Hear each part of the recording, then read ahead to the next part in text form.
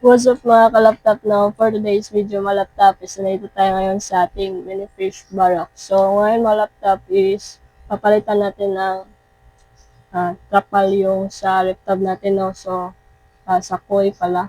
And then ito na yun. Kaya sa inyo guys. So ito yung bagong trapal nila.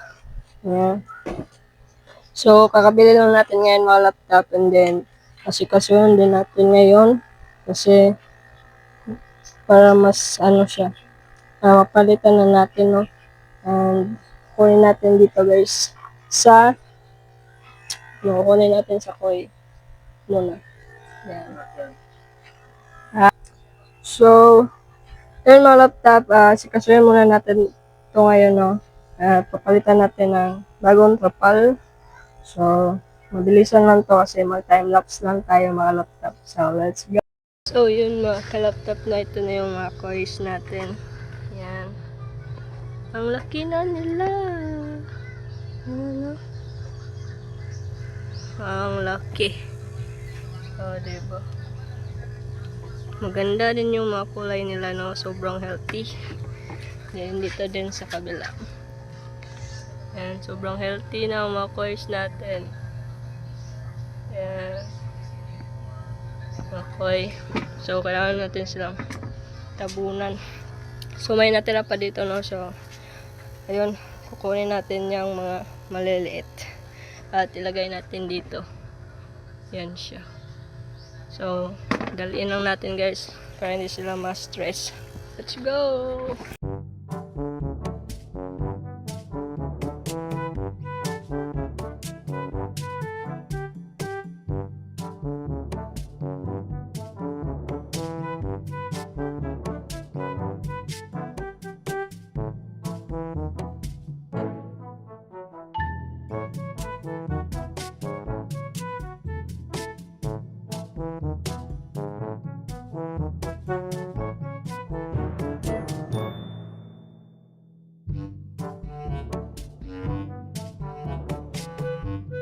So ngayon lang tayo natapos mga laptop sa pagpalit ng trapal natin, no? So, nakapagod guys. So, balita ko sa inyo mga laptop yung yung bagong trapal ng ating coil. So, ito siya. Wow! Malinis na siyang tignan. Magka-laptop at malinaw na din, no? Yan. Sobrang linaw ng tubig. And then, nakaka-attract din yung kulay ng trapal natin kasi kulay blue. So, ayan siya. At nilagyan na natin siya ng asin. So, ayan yung asin guys.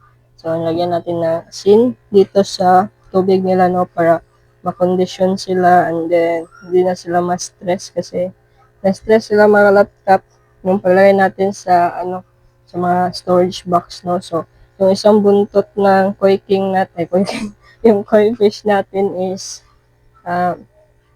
na-damage talaga, no?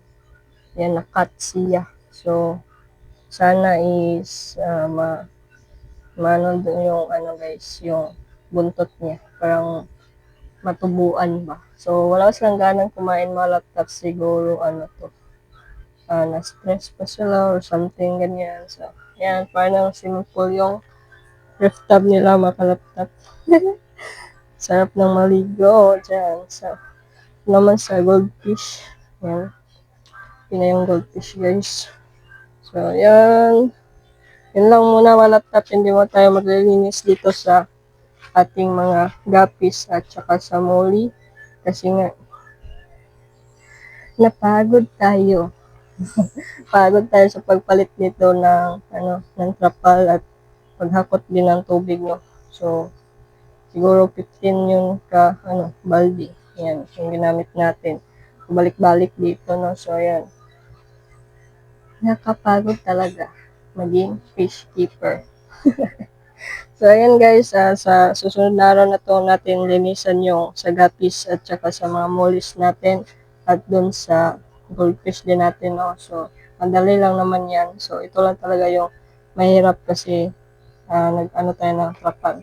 So, okay naman na siya at hindi na nag-leak yung ref tab natin kasi nilagay natin sa ilalim is yung carton. bago yung trapal.